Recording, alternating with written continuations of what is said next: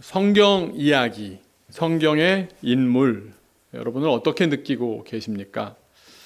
성경의 사건과 성경의 인물이 얼마만큼 피부로 느껴지느냐 하는 그 정도가 우리 신앙의 척도가 되기도 합니다. 어떤 분은 남의 일, 저 멀리 사막 많은 동네의 일, 옛날 옛적에 그런 일로 멀게만 느껴지기도 할 것이고, 어떤 분은 마치 이웃의 일처럼, 아님 더 가깝게 내 일처럼 느껴지는 분도 있으실 겁니다. 그런데 또 지금 그렇게 느낀다고 해서 그 체감하는 정도가 계속 똑같이 이어지는 것도 아닙니다. 우리는 물론 세상 사람들과 달리 교회를 다니며 신앙으로 살겠다고 결심했기 때문에 이 자리에 나와 있습니다만, 그래도 또 자꾸만 멀어지기도 하고 잘 와닿지 않기도 합니다. 가까워지기도 했다가 멀어지기도 하면서 우리는 그렇게 살아갑니다. 한편 자연스러운 현상이라 볼 수도 있겠는데, 목사로서 좀 걱정스러운 점은 추세적으로 볼 때 요즘 우리 주변에서는 우리를 성경과 신앙으로부터 멀어지게 하는 힘들이 더 강해지는 것 아닌가 생각이 듭니다. 세대를 좀 나누어 생각해 보면요, 요즘 젊은 세대들이 왜 교회로부터 또 예수님으로부터 멀어질까? 물론 교회가 본이 되지 못한 것이 제일 큰 문제이긴 합니다만, 도파민 중독이라는 말 들어보셨을 겁니다. 당장의 즐거움, 눈앞의 쾌락에서 헤어나오지를 못합니다. 그러다 보니까 뭔가 깊고 뭔가 높고 뭔가 긴 안목의 이야기를 나누려고 하면 잘 경청하지를 않습니다. 그런가 하면 기성세대들은 또 왜 자꾸만 멀어질까? 돈이 우상이 되어버렸기 때문이 아닐까? 삶의 중심에 돈이 딱 자리 잡아서 돈이라든가 혹은 돈에 대한 정보는 절대 놓치지 않으려고 하는 반면, 예수님, 교회, 성경은 차츰차츰 멀어져 가고 있는 것 아닌가. 그런데 뭐 이렇게든 저렇게든 우리가 예수님과 멀어지고 신앙과 멀어지면 어떻게 될까요? 쾌락을 추구하는 삶의 끝은 허무할 뿐이라고 전도서의 지혜자는 38번이나 말씀하고요.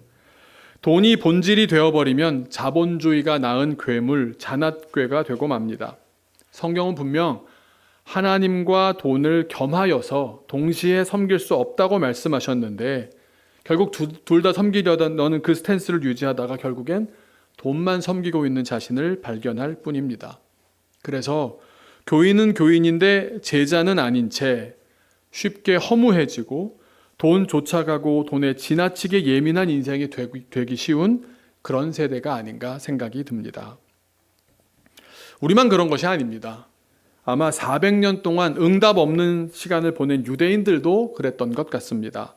일부 메시아를 기다리는 진실한 사람들도 있었지만, 대다수의 사람들은 예수님께서 누가복음 14장 표현에서 말씀하시는 것처럼 사람들의 모습이 어땠습니까? 장가도 가야 하고 소도 사야 하고 그렇게 비즈니스 바쁘게 살고 있었습니다.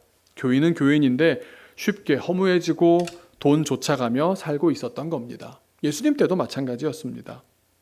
우리가 여러분이 다 드라마를 보시면 아시겠지만, 그 드라마를 떠올려 보셔도 마태도 베드로도 다 그러고 사는 모습들이 나옵니다.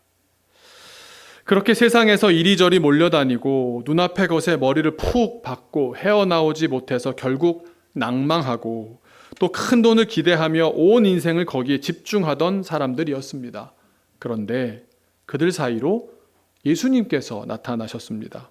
그리고는 그런 사람들에게 꼼짝 못할 한 방을 날리십니다. 어떻게 하셨을까요? 천둥 번개가 쳤을까요?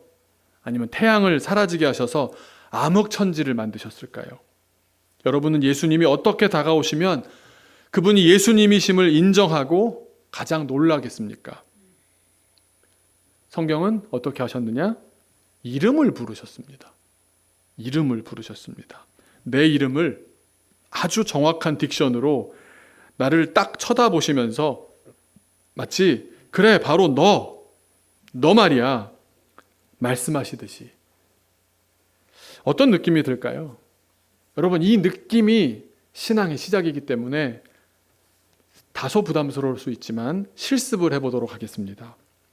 옆에 앉은 분에게 자기가 이름을 불러도 되는 사람인지를 한번 확인해 보시기 바랍니다. 네, 저분에게 그랬다가 큰일 날 것 같으면 하지 마시고요. 네, 이름을 불러도 되는 분인지 확인하시고 이분하고는 하겠다고, 아니면 안 되겠다 싶으면 자기 이름을 스스로 불러보도록 하겠습니다. 상황 봐가면서 이제 이후에 어떤 문제가 없도록 해주시고요. 이렇게 상상을 한번 해보십시오. 예배하는 중에 나 바빠서 마음속에 이런 거 저런 거 바쁜 생각, 뭐 장가도 가야 되고 소도 사야 되고 막 바빠 죽겠는데, 앞자리에 앉은 사람이 아까 분명히 앞에 안 앉았는데 누군가가 몸을 돌리더니 나를 쳐다보는 겁니다. 천천히. 몸을 돌릴 필요는 없으세요. 네. 상상을 해보시는 겁니다. 처음 보는 분인 것 같은데 몸을 돌리더니 내 눈을 똑바로 쳐다보십니다. 그리고는 나의 이름을 부르는 겁니다. 하나, 둘, 셋. 기둥아.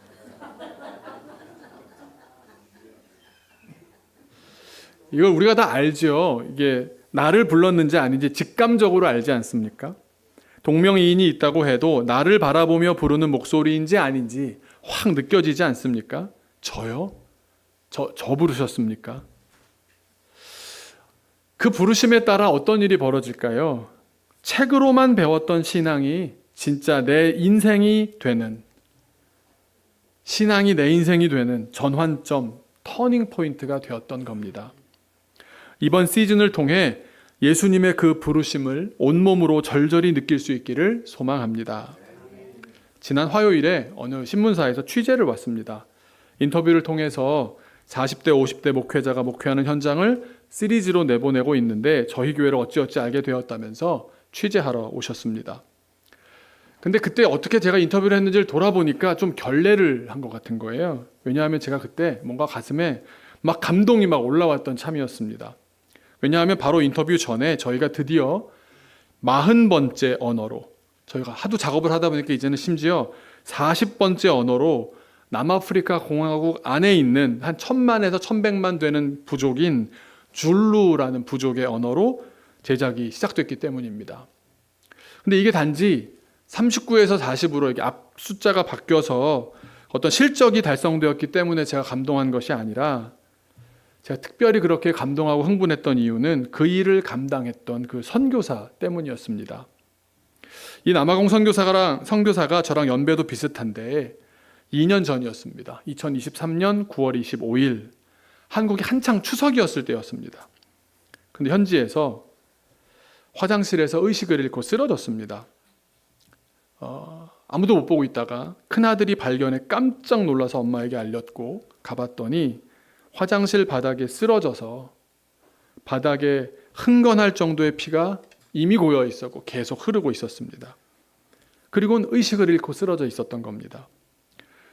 어머니께서 놀라서 동료 선교사에게 연락해서 도움을 받아서 병원에 갔고 응급 처방 후 의식을 회복하고 20바늘 이상 꿰매고서 귀가했습니다. 근데 돌아가서도 이게 회복이 되질 않는 겁니다. 숨이 안 쉬어지고 의식을 왔다 갔다 하고, 그래서 반나절 만에 다시 병원으로 돌아갔습니다. 그만큼 상황이 악화되었습니다. 진단 결과 폐색전증이라고, 혈전이 폐혈관을 막아버린 겁니다.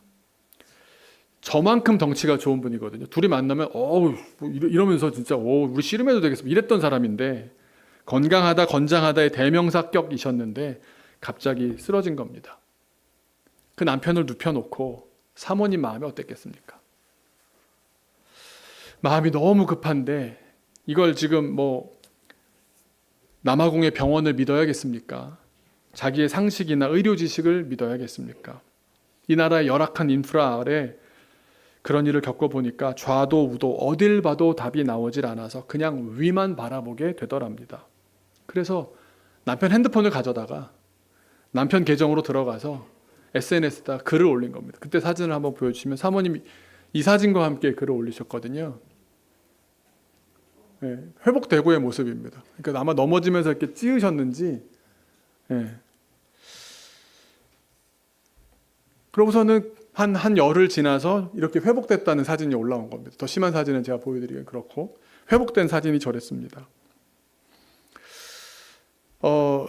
그 이후로는 아무런 글이 안 올라오는 겁니다. 먼저 물어보기도 마음이 그렇고, 괜히 또 패 끼치는 거 아닌가, 걱정시켜드리는 거 아닌가, 말도 못하고. 그러고 있었는데 갑자기 지난 주간에 저 선교사가 10편의 녹음을 완료했다고 보내온 겁니다. 저에게 이렇게 썼습니다. 죄송해요 목사님, 2년이나 걸렸어요. 저랑 이제 대화를 하다가 그러는 겁니다. 그 아들이랑 전날에도 그 이야기를 떠올리면서 대화를 나눴다는 거예요. 그러면서 아빠, 내가 살면서 아빠 살려달라고 기도할 줄은 몰랐어요. 그러더랍니다. 그러면서 하나님께서 연약한 우리와 같은 사람들, 그냥 조금만 뭐 하나 막혀도 쓰러질 수밖에 없는 사람들인데 이런 사람들을 통해서 그런 사람도 일으켜 세우셔서 일하신다고 생각하니까 그 10편의 녹음이 그 어떤 10편의 녹음과는 비교될 수 없을 정도로 너무 감사하고 감동이었던 겁니다. 한번 지난주에 그러면서 보내온 사진이요. 네. 그 아프리카 저 건장한 사람들 사이에서 전혀 뒤처지지 않지 않습니까? 근데 모르는 겁니다, 사람은요.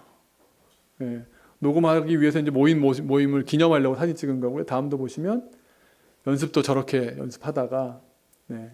다 하나씩 또 기도하고 모여가지고 네. 녹음 이제 실전 녹음을 하는 겁니다. 다음 또 네. 목사님도 할 줄 모르는데 자기가 다 배워서 녹음하는 것도 배워서 터득을 해서 연습을 하고는 저렇게 같이 모여가지고 녹음을 한 겁니다. 네, 그리고 끝나고 나서 우리가 이렇게 캔노라고 기념사진까지 찍으셨습니다. 저 사연을 가슴에 품고 있었습니다. 그런 사연을 배경으로 40번째 언어가 시작되었으니 제가 기자는 만났지만 제 마음이 너무 뜨겁다 보니까 막 얘기를 한 겁니다. 그러다가 그때 깨달았습니다. 아, 너무 나 혼자 얘기하고 있었구나. 정신을 차리고 이제는 질문을 잘 듣고 대답하겠습니다. 말씀드렸습니다. 그러다가 좀 객관적인 정보를 전달해 드리기 위해서 주중에 어떻게 저희가 전 세계와 네트워킹을 하고 일하고 나누는지 그게 빼곡하게 적혀 있는 기획안이 저희 매주마다 새로 나오거든요. 제가 만들고 같이 나누고 만들고 나누고 이거 매주 하고 있는데 그걸 그냥 저희를 어떻게 이해시켜 드릴까 하다 이걸 보시죠 보여드렸더니 그냥 눈이 휘둥그레지시는 겁니다. 그러면서 저 이거 가져가도 돼요? 그러시더니 한참 보시다가 그렇게 살지 못하는 자신이 너무 비교가 된다고 그러면서 또 아직 이런 교회가 있네요. 또 준비하고 있는 내년 일정을 보시더니 믿지를 못하십니다. 이걸 다 하신다고요? 이게 어떻게 됩니까? 게다가 저희 스타일 잘 설명드리다 보니까 저희가 한번 뭐 해외를 나간다, 뭐 일정을 한다 그러면 우리 교우들에게는 기회가 되고 뭐 자녀들이든 어른이든 키즈워십 사역으로 복음 자료를 그 땅의 언어로 남기고 또 방문하게 되는 선교사님들과 깊이 소통하는 가운데 자녀들, MK들도 챙기게 되고 또 선교사님들도 음으로 양으로 돕고 한번 갔다 그러면 기본이 기획을 잘하면 일석삼조, 일석사조는 되는 겁니다. 그러고 산 지가 20년이 넘었고 이 마음으로 교회를 함께 세워온 지가 13년이다 보니까 그냥 그러고 있는 것이 삶이 되어서 그냥 얘기를 했는데 그분의 시선으로 볼 때는 요즘 애들 표현을 따르면 극도의 효율충으로 보였나 봅니다. 그래서 저분의 시선이 너무 새로운 겁니다. 늘 이러고 살다가 제3자의 시선으로 보니까 신박하게 바라보시는 분을 만나니까 이런 질문이 스스로에게 떠올랐습니다. 내가 왜 이러고 살고 있지? 한번 환기가 되고 자기 객관화를 해보게 되었습니다. 남아공 줄루족 선교사와 같이 아파하고 같이 기뻐하고 있는 저는 왜 이러고 살까요? 한 언어만 해도 저런 사연이 있거든요. 몇 년의 시간이 걸리기도 하거든요. 저렇게 많은 사람들이 동원되기도 하거든요. 그런데 저런 선교사님으로만 해도 두세 분씩이 계시고 동역자들까지 하면 수십 명이 있다 보니까 얼마나 많은 사연과 과정 속에 40개의 언어가 지금까지 왔겠습니까? 그 하나하나 셀 수가 없습니다. 하나 하고 또 하나 하고 또 하나 하고 이러다 보니까 이렇게 왔죠. 돌아보니까 40개나 된 겁니다. 도대체 저는 왜 이러고 사는 걸까요? 그렇게 하려고 계획된 게 40을 해야겠어, 50을 해야겠어 목적한 적이 없거든요. 결론을 인터뷰를 하는 가운데 이렇게 낼 수밖에 없었습니다. 예수님이 기둥아 부르셨기 때문입니다. 예수님이셨습니다. 저라고 왜 앞날이 창창했던 청춘이 없었겠습니까? 꿈 많은 시절이 왜 없었겠습니까? 그런데 젊을 때 시작하고 이 일만 하는데 하등의 후회가 없었습니다. 25년을 해오면서 도파민에 중독되지 않고 돈에 끌리지 않게 된 것은 그 목소리가 너무나 선명했기 때문입니다. 40개 언어면요, 40번 이상, 수백 번 그 목소리를 들은 겁니다. 기둥아. 이번 시즌의 제목이 The Chosen입니다. The Chosen. 선택받은 사람 혹은 선택받은 사람들, 단수가 될 수도 있고 복수가 될 수도 있습니다. 이중적인 의미가 있습니다. 선택받으신 예수님의 이야기가 맞습니다. 그런데 동시에 예수님의 선택을 받은 우리들의 이야기이기도 합니다. 우리는 예수님이 이름 불러주신 사람들입니다. 부르시는 목소리를 분명히 들을수록 우리 인생은 목적이 분명해지고 상대적인 이 세상 가운데, 흔들리는 이 세상 가운데, 나를 흔들어대는 이 세상 가운데도 굳건하게 하늘의 기쁨을 누리며 하나님의 놀라운 은총을 경험하게 될 줄로 믿습니다. 그래서 아까 말씀드린 대로 좀 같이 좀 해보자는 마음으로, 좀 올드하고 아날로그적인 방법이지만 순수했던 때로 돌아가서 학습지도 좀 풀어보시고요, 성경 공부도 좀 하셨으면 좋겠습니다. 남이랑 같이 하셔도 좋고 혼자라도 한번 묵상 자료로 보셨으면 좋겠습니다. 제가 시켜서가 아니라 그런 마음으로 한번 집중해 보시기를 간절히 권면드립니다. 우리 모두가 큰 은혜를 누리게 될 줄로 믿습니다. 예수님이 오셨는데도 여전히 바빴던 이스라엘 사람들처럼 우리는 부르심을 받아놓고도 바쁘기만 합니다. 왜 바쁠까요? 우리가 바쁜 이유는 우리가 우리의 상태에 집중하고 있기 때문입니다. 우리의 상태를 바라보면요, 불안해 죽겠습니다. 우리 상태가 만족스러울 수가 없는 겁니다. 우리가 우리의 상태로 만족하려고 하면 죽을 때까지 만족 못합니다. 그런데 바울 목사님 이런 말씀하셨죠. 자족하는 법을 배웠다. 이게 무슨 뜻일까요? 우리 잘 오해를 하는데, 상태는 엉망인데도 그냥 좋게 보고 좋게 받아들였다, 이 말로 아는 분들이 많습니다. 다 잃고 다 없어지고 나서 남은 것을 가지고 어떻게든 긍정하려고 하는 것이 자족일까요? 그게 신앙일까요? 교통사고 당했는데 다리는 온전하니까 감사합니다. 안 좋은 일 있었는데 요거는 건져주셨으니까 감사합니다. 이 말씀이 아닙니다. 여러분, 상태를 기준으로는 만족에 이르지 못하고, 상태를 기준으로 지금을 어떻게든 긍정하든 간에 보이지 않는 부정한 마음들, 부정스러운 마음들이 훨씬 더 크게 남아있기 마련입니다. 그걸 알기 때문에 세상이 우리를 유혹하는 쉬운 방법이 뭐냐? 자꾸만 상태에 집중하게 만듭니다. 밑 빠진 독에 물을 계속 붓도록 합니다. 허무의 늪에 빠질 수밖에 없는 길을 계속해서 인도해 갑니다. 예를 들면 이런 겁니다. 단기 선교로 어려운 지역에 가보면 다 은혜 받았다 그럽니다. 다 은혜 받았다 그럽니다. 왜냐하면 상태가 엉망진창이거든요. 다 안 좋은 상태거든요. 그럼 우리가 느끼는 겁니다. 야, 나는 상대적으로 좋은 상태구나. 쟤네들처럼 나쁜 상태가 아니니까 난 복 받았구나, 감사하구나 생각이 드는 겁니다. 그런데 그게 거기서 멈추면 어떻게 됩니까? 한국으로 돌아왔을 때 원래대로 돌아갑니다. 왜 그럴까요? 상태가 기준이기 때문입니다. 상태를 보는 시각에서 벗어나지 못하기 때문입니다. 그런 상태들이 out of sight, 눈에 안 보이면 out of mind, 아무런 생각이 나지 않는 겁니다. 우리는 상태를 따라서는 절대로 만족할 수가 없습니다. 진정한 기쁨, 깊은 기쁨에 도달할 수가 없습니다.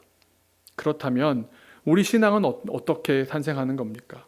다시 또 단기 선교 이야기를 해보자면, 단기 선교가 나쁜 것이 아닙니다. 단기 선교는 정말 좋은 겁니다. 단기 선교 가보면요, 말씀드린 대로 저들의 상태를 보게 되는데, 그러다 보면 나의 상태가 새삼 새롭고 새삼 귀하게 보일 수밖에 없습니다. 감사할 수밖에 없습니다. 그런데 거기에서 머물면 값싼 동정과 다를 바가 없지만, 비교를 통해 내 상태에 감사하다가도, 그렇게 시작되었더라도 진짜 감사가 나오는 것은 거기서 반성과 성찰이 일어나기 때문입니다. 다름이 아니라 같음을 발견하게 되기 때문입니다. 나도 저들과 다를 바 없구나. 하나님 보실 때는 요거 내가 좀 더 낫다고 하고 있는 게 얼마나 알량한지 모르겠다. 내가 상대적으로 나은 상태이기 때문에 감사한 것이 아니라 내가 절대적으로 하나님의 도우심이 없다면 난 진짜 아무것도 아니구나, 그 사실을 깨닫게 되기 때문에 그들도 나도 주님 앞에서 똑같은 존재라는 나를 발견하는 성찰에 이르고 나면 이건 비교할 수 없는 은혜인 겁니다. 내가 이렇게 누리는 것에 여러분 자격시험 보셨습니까? 면접으로 물어보셨습니까? 내가 시어머니 잘 모신 공로로 이렇게 살고 있는 겁니까? 내가 공부를 열심히 해서 이렇게 살고 있는 겁니까? 그것과는 비교할 수 없는 삶을 누리고 계시지 않습니까? 그러다 보면, 그런 비교를 통해서 발견한 나 자신을 깊이 들여다보면 이런 죄 많고 흠 많은 나에게 말도 안 되는 사랑을 베푸시는 하나님을 발견하게 됩니다. 그러면 저는 이런 상상을 자주 합니다. 신앙적으로 제 머릿속에 있는 하나의 그림인데, 마치 무대 위에서 조명이 다 꺼지고 선교지에 어렵고 불쌍한 사람들도 다 그 어둠 속으로 사라져버리고 딱 조명이 두 개만 켜집니다. 하나님과 나. 도파민을 주는 자극들이나 돈이나 돈 때문에 생긴 감정까지도 다 어둠 속으로 사라져버리고 하나님과 나만 딱 서버리고 나니까 내 인생엔 주님밖에 없는 거구나 깨달아지는 겁니다. 그러니 나는 절대적으로 감사할 사람, 감사 말고는 뭘 하든 교만한 사람, 오직 주님밖에 없는 사람임을 인정하게 되는 겁니다. 우리 모두는 사랑받는 주님의 자녀인 줄로 믿습니다. 내 영혼이 은총을 입어 그 무거운 죄의 짐을 벗게 된 것이구나. 비교가 아니라, 상태를 비교한 게 아니라 비로소 내 존재가 그렇다는 사실이 발견되는 겁니다. 그러다 서서히 어둠의 시각이 적응해 가면서 주변을 다시 바라보다 보니까 어떻게 해야 됩니까? 슬픔 많은 이 세상도, 선교의 수많은 아이들도, 우리 주변에 많은 어려운 사람들도, 슬픔 가운데 사는 이 세상의 사람들도 내가 이 세상을 살면서도 주님과 만나 천국을 누리듯이 저들도 천국을 누릴 수 있겠구나. 나는 너무 큰 사랑을 받았는데 똑같은 사람인데도 사랑을 덜 받은 사람들이 보이는 겁니다. 그러면 어떻게 하는 겁니까? 사랑하러 가는 겁니다. 그 사랑을 나눠주러 떠나는 겁니다. 우리가 뛰어난 사람이기 때문에 가는 것이 아니라 그 감동 때문에 가는 겁니다. 상태를 만족시키려는 세상에 넘어가지 마십시오. 우린 오직 주님과 만날 때의 존재가 확인되고 증명이 됩니다. 왜냐하면 우리는 예수님의 제자요 하나님의 자녀이기 때문입니다. 전 그랬습니다. 하나님과 나만 서 있는 완전히 암전된 무대에서 하나님의 빛과 내 머리 위의 조명만 강렬하게 켜졌습니다. 그때 들려오는 목소리가 그랬습니다.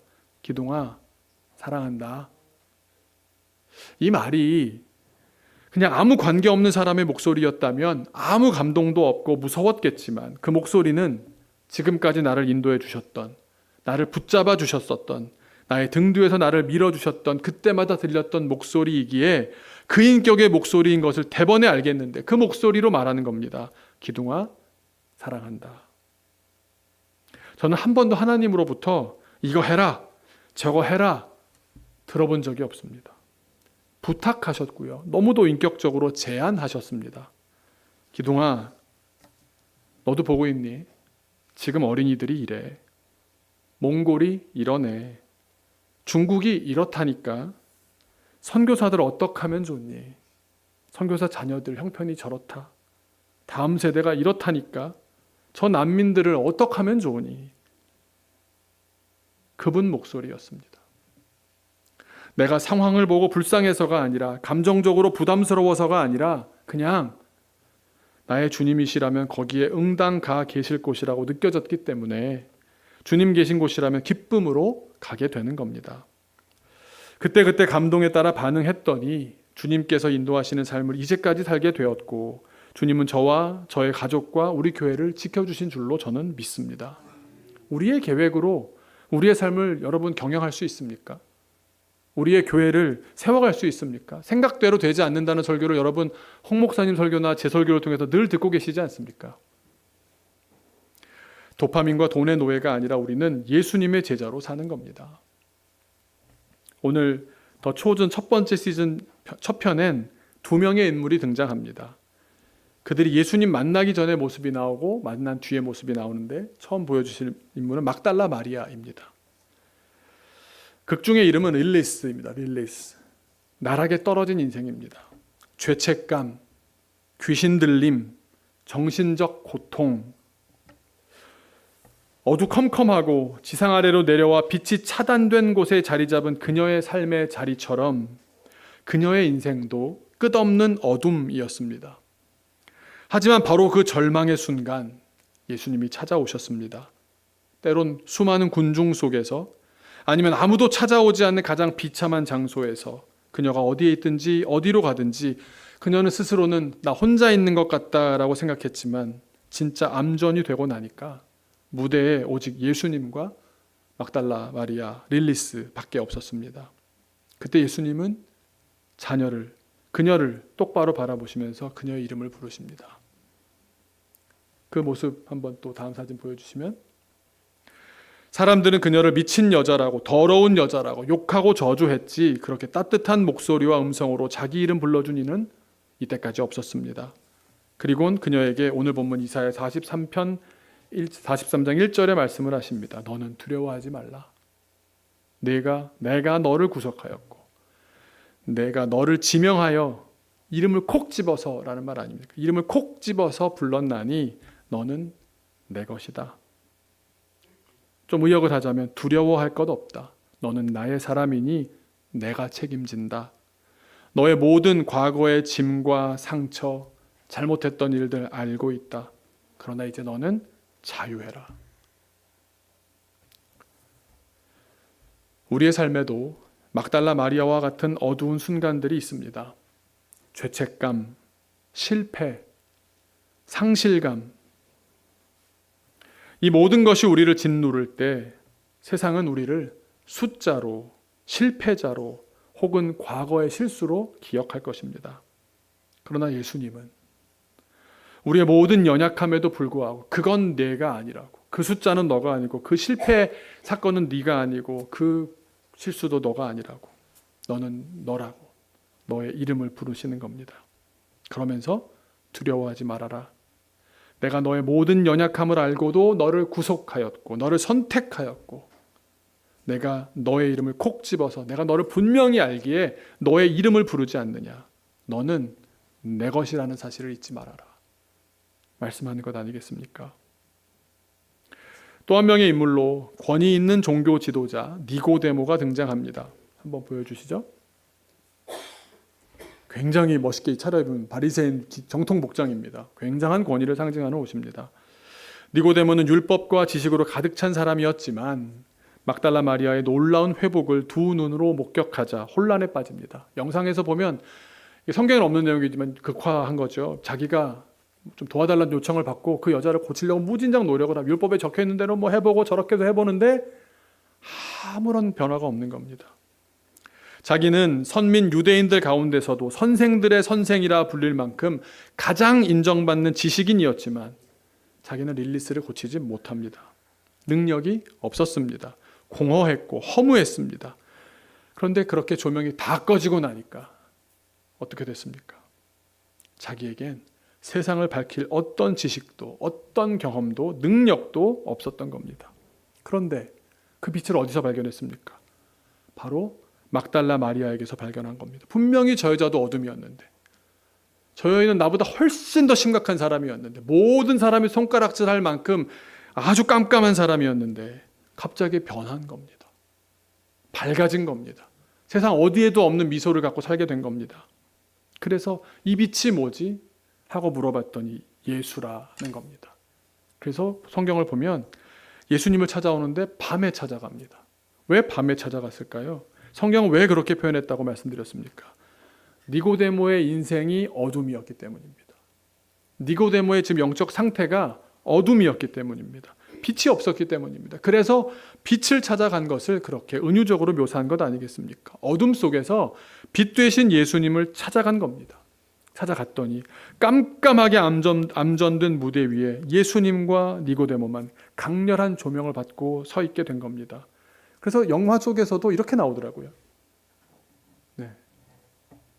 예수님과 니고데모가 밤이 맞도록 나누는 겁니다.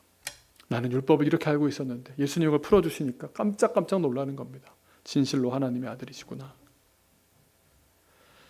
니고데모는 율법을 지키는 것에 최고의 가치를 두었지만 예수님은 그 율법의 정신을 넘어선 하나님의 능력과 사랑을 보여주셨습니다.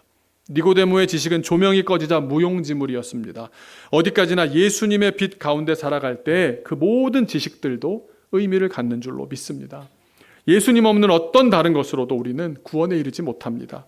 영원에 이를 수 없습니다. 그러니 우리가 무엇이 우선이고 무엇이 본질인지 깨달아야 할 줄로 믿습니다. 우리 교회에서 한번 제가 부탁해서 설교하러 왔었던 이요셉 목사라는 친구가 있습니다. 혹시 아실지 모르겠는데 그 길거리 청소년 사역을 아주 오랫동안 했던 아주 대표적인 사역자입니다. 근육돼지라고 제가 놀리는데 몸도 굉장히 좋은데요. 이 친구는 어머니가 목사님이십니다. 근데 어머니께서 어렸을 때 기도원을 하셨대요. 그러니까 제대로 하시겠다고 진짜 깊은 산으로 가셔서 기도원을 이렇게 디귿자 모양으로 집을 지으셨대요. 그래서 방방이 있는 겁니다. 그 방에 누가 오겠습니까? 기도원에 옛날에 누가 많이 간지 아세요? 정신적인 문제가 있으면 집안에서 그리도 다 보냈습니다. 그러니까 온 방방마다 여기는 이런 문제 생긴 사람, 저런 문제 생긴 사람, 몸에 문제 있는 사람, 정신에 문제 있는 사람 쫙 앉아있던 겁니다. 그 방 중에 하나가 자기 방이었대요. 거기서 학교를 다닌 겁니다. 이 친구가 새벽 2시에 중학생 때였나? 너무 화장실을 가고 싶어가지고 화장실이 밖에 하나 있었나 봐요. 새벽 2시에 문을 탁 열었더니 건너편에서 똑같은 동시에 문이 탁 열리더랍니다. 근데 그 여자분인데 정상이 아닌 걸 딱 봐도 알겠는데 눈이 딱 마주치니까 요셉 목사는 언 거죠. 근데 그분이 씩 웃으시더래요. 그리고는 발작이 시작된 겁니다. 그걸 눈으로 보면요 여러분 무섭습니다. 그런데 그 한 사람이 그러면요 다 같이 한대요. 그 소리가 나니까 옆방도 깨어나고 저방도 깨어나고 시끄러워져 난리가 난 겁니다. 정말 오줌 쌌겠죠. 정말 오도 가도 못하고 발이 딱 굳어가지고 그냥 중학생 이요셉 학생은 그냥 얼어버린 겁니다. 근데 그 소리를 딱 듣자마자 그런 상황에 익숙한 그의 아버지는 목사님은 아니셨는데 막 불이 나게 다가와서 요셉이를 딱 찾아온 겁니다. 어떻게 하셨을까요? 첫 번째 몸으로, 덩치가 크셨나 몸으로 얼굴에 보이는 모든 시선을 다 가리셨답니다. 그런 걸 보면 약해질 수밖에 없잖아요. 그런 사람들의 상태를 보면 나도 저런 거 아닌가 싶어서 나도 약해지잖아요. 그런 상태에 왔다 갔다 하지 말라고. 그리고 귀를 싹 막으셨대요. 눈을 딱 쳐다보셨대요. 그리고 그러셨대요. 요셉아, 아빠 말만 들어. 아무리 막아도 바로 앞에서 하는 목소리는 들릴 것 아닙니까? 아빠 말만 들어. 아빠 말만 들어. 너는 아빠의 아들이야. 그럼 신기하게 마음이 풀리더래요. 여러분 우리가 나의 이름을 부르시는 아버지가 계심으로 이 세상을 살 수 있는 줄로 믿습니다. 성경에 대해서 아무리 많이 안들 내 신앙이 안 되는 이유가 뭡니까? 내 이름을 부르시는 주님을 못 만나봤기 때문에 그런 것 아닙니까? 초전 1화의 핵심 메시지는 개인적인 부르심, 나를 부르신 부르심입니다. 부활하신 예수님은 지금도 우리 각자를 이름으로 부르시는 줄로 믿습니다. 저는 학생 때 이런 말씀 들으면 되게 궁금했습니다. 부르시는 목소리가 음성 파일이에요? 영상 파일, mp3 파일인가요? 아니면 AVI 파일인가요? 이런 걸 어떻게 감각해야 되는 건가요? 막 이런 게 궁금했습니다. 직접 귀에 들리는 소리인가? 영상으로 이렇게 보여주나? 물론 직접적인 음성이나 환상으로 보여주기도 하십니다. 그러나 저의 경우는 이렇게 표현할 수 있을 것 같습니다. 빼박의 순간으로 임재하십니다. 막달라 마리아나 니고데모는 어땠습니까? 그 사람들은 물론 예수님을 실물로 봤잖아요. 그러니까 음성으로도 지원이 되었고 비디오로도 지원이 되었겠죠. 하지만 내용적으로 보면 그때나 지금이나 똑같습니다. 나의 힘과 지식과 경험과 노력으로 안 되는 막다른 지점에 갇히고 묻히고 다쳤을 때 초월자이신 주님께서 내가 생각했던 그 큰 장애를 어떤 제약도 받지 않으시고 훌쩍 뛰어넘어 가시는 것을 확인하게 되면서 이것이 하나님의 역사하신 결과로구나 인정할 수밖에 없게 하십니다. 그래서 완전한 어둠 속에 비치시고 꽉 막힌 담을 모두 헐어버리는 능력의 주님이신 겁니다. 막다른 골목에서 좌절하고 계십니까? 막다른 골목에서 지금 낭망하고 계십니까?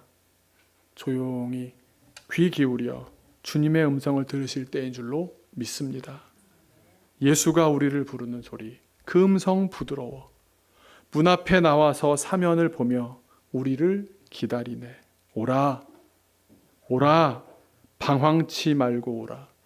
죄 있는 자들아, 죄 없는 자들로 알아, 이게 아니라 너희들 죄 있는 거 다 아니까, 너희들 부족한 거 다 아니까 죄 있는 자들아 이리로 오라. 주 예수 앞에 오라. 이제 응답하십시오. 내 이름을 부르시는 예수님 목소리에 순종하여 예수님이 주시는 새로운 생명과 자유를 누리는 복된 삶 살아가시기를 축원합니다. 우리 같이 기도하겠습니다. 주님의 음성을 들었던 순간들이 있으실 겁니다. 우리가 지금 이 자리에 나와 있는 것도 여러분의 의지로 나왔다고 생각하십니까? 어떻게 여기를 소개받을 수 있었습니까? 믿음의 자리를 어떻게 내가 나올 수 있게 되는지 생각해 본다면 내가 계획하지 않았던 주님의 인도하심이 있었습니다. 그때 주님 부르신 겁니다. 그 주님의 부르심 떠올리면서 주님이 나를 붙잡고 계시고 너는 내 것이다 말씀하시는 것을 믿습니다. 저는 여전히 부족하고 여전히 연약하고 제가 생각해도 저는 좀 아닌 것 같은데 주님이 말씀하십니다. 너는 내 것이니 내가 책임진다. 너의 연약함에 머물지 말고 나만 쳐다봐라. 다른 거 듣지 말고 다른 거 보지 말고 나만 쳐다봐라. 내가 너의 삶을 책임지겠다. 주님 말씀에 집중하는 우리 되게 하여 주옵소서. 같이 기도하겠습니다.